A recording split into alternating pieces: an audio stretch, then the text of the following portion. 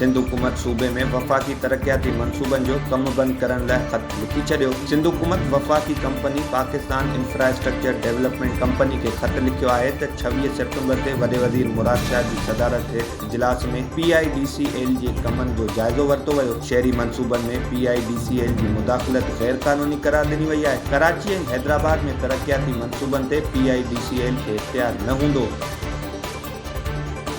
PTI तरफ़ां पेशावर जे ring road ते अॼु जलसो मुनक़िद कयो वियो आहे। जलसे खे वॾो वज़ीर KPK अली अमीन गंडापुर, सलमान अकरम राजा, बैरिस्टर गौहर अली ॿिया अॻवान ख़िताब कंदा। इंतज़ामिया मूजिबि 5 लख खां वधीक माण्हू इमरान ख़ान जे सॾ ते शिरकत कंदा। वफ़ाक़ी हुकूमत जे ख़ात्मे खां पोइ इमरान ख़ान साॻिए ई हंधि रैली कई हुई। अॼु सॼे मुल्क मां ईंदड़ कारकुननि साम्हूं इमरान ख़ान जो पैगाम रखियो वेंदो।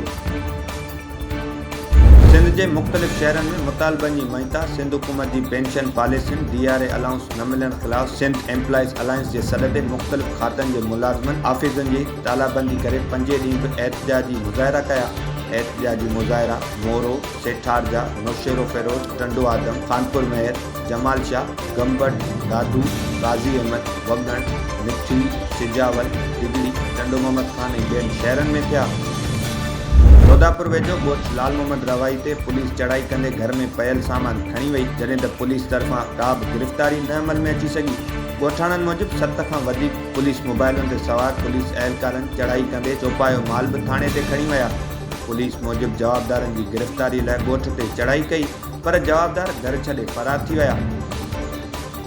नवदेरो में मुबैना पुलिस मुक़ाबले में मारिजी वियल नौजवान जे वारसनि इंकशाफ़ कयो आहे त KT मुमताज़ थाणे जी पुलिस पुट खे जड़तू मुक़ाबले में क़त्ल कयो। क़त्ल थी वियल तालिब भूषण जे पीउ शफ़ी मोहम्मद, अमर दादला ऐं ॿियनि घरभातियुनि चयो त पुट मथां पुलिस मुक़ाबले जा केस दाख़िल हुआ। कोर्ट मां हाज़िरी तां वापसी ईंदे वारिस ॾिनू माछी थाणे जी पुलिस 6 ॾींहं अॻु पुट खे खंभे वई। पुट जी आज़ादीअ लाइ पुलिस 5 लख रुपया रिश्वत तलब कई। न ॾियण ते हुननि जुड़तू मुक़ाबले में तालिब खे क़त्ल करे छॾियो। लाश इस्पताल मां ज़रूरी कार्रवाई बाद वारसनि हवाले।